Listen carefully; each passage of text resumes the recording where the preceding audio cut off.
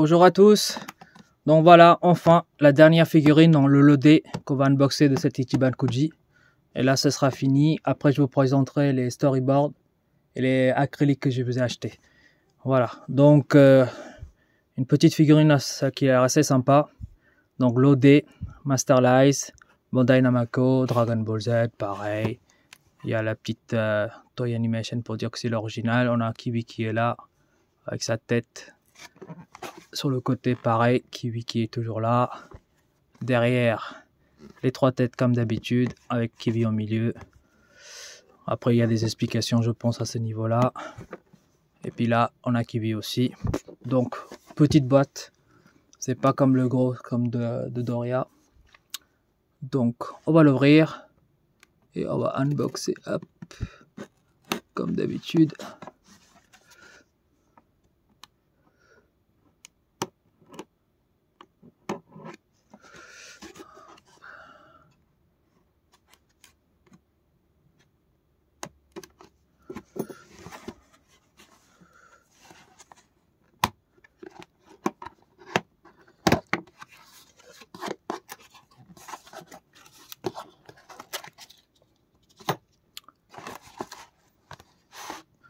Voilà, donc rien d'autre dans le carton vide. Donc il est emballé dans ce carton là. On va voir si je peux le tirer direct pour sortir la figurine. Oui, ça s'ouvre, ça vient tout seul. Donc il y a un petit bout de scotch, pareil, pas besoin de si je fais quoi que je vais le couper, c'est mieux. Tac, voilà. Donc elle est en un seul bloc avec le socle séparément, voilà, qui est juste là. Donc on va voir déjà si elle tient, enfin s'il tient sans le socle. Première chose à faire, hop, et voilà. Donc est-ce que ça tient sans le socle? Ça penche un peu, donc j'essaierai sur une surface rigide et plat, parce que là sur la moquette, voilà, voyons voir la figurine elle-même. Non, franchement, il y a beaucoup de gens qui l'ont critiqué cette figurine, mais moi je la trouve vraiment bien. Donc l'arrière, on a une espèce de armure un peu laquée ici, avec quand même quelques taches. Donc est-ce que c'est la tache de peinture qui est un peu débordée quand même ici, vous voyez, ça a débordé. Mais ça, comme c'est l'arrière, si je l'expose ça se verra pas. Peut-être qu'avec un éponge magique je peux nettoyer ces deux petites taches là qui est là, juste là. Sinon le visage, rien à dire, il a vraiment un visage de tête de con, hein. Mais voilà, après si c'est le personnage, la couleur franchement ça va, c'est une violet un peu foncé. Sur la caméra on dirait que c'est une violet un peu claire, mais non, c'est foncé. C'est bien fait. Là c'est vraiment plat, il n'y a rien quoi. Après je pense encore que c'est le personnage. Ici, ah ouais, j'ai des taches. Ici j'ai deux taches blanches, vous voyez. Donc je ne sais pas si c'est la peinture blanche qui est mise sur le noir, ou bien ça n'a pas été colorié à cet endroit là. Quoi qu'il arrive, je peux m'arranger ça, c'est pas un problème. Voilà les petits défauts que j'ai. Les bottes sont nickel. La pose elle est sympa. Mais voilà, elle est un peu moins bien que les trois autres que j'ai unboxés. Mais voilà, après, personnage rare, donc ça va vraiment le coup de l'avoir. Après, ça se rattrape facilement, comme je dis, on peut le nettoyer pour que ça parte. Les petites taches. Voilà. Je vais d'abord le poser, on va voir un peu mieux et de plus près. Mais voilà, attendez, là aussi, j'ai la peinture qui a débordé. Ah oui, c'est dégueulasse. Par contre, ouais, franchement dommage. Il y a quand même pas mal de défauts sur cette figurine, hein. Regardez, ah ouais, regardez là. C'est dégueulasse.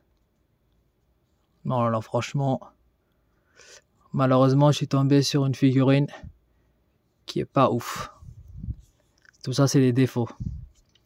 Il y en a pas mal, donc. Vous voyez. Donc pareil, je vais voir si avec une éponge magique si ça peut partir ou pas.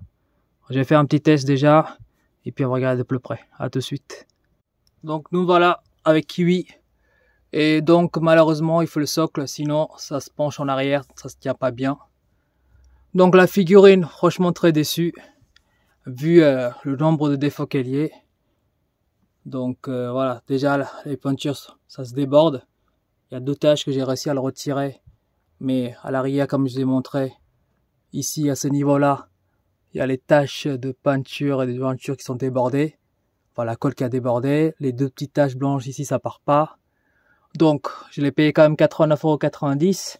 Donc, pour le prix, en tout cas, moi, je vous la conseille pas. Elle est pas top. En tout cas, la qualité. Après, pour les gens qui se disent ça c'est qu'en arrière, devant, c'est nickel, j'ai envie de l'exposer. Oui, vous pouvez l'acheter, mais à 89 €, c'est quand même cher pour ce que c'est. Moi, franchement, là, j'ai pris avec le set complet parce que je voulais voir malheureusement le set complet. Mais sinon, si j'avais le choix ou que je suis pas quelqu'un, enfin, si j'étais quelqu'un de très patient, j'aurais attendu que le prix baisse en fait.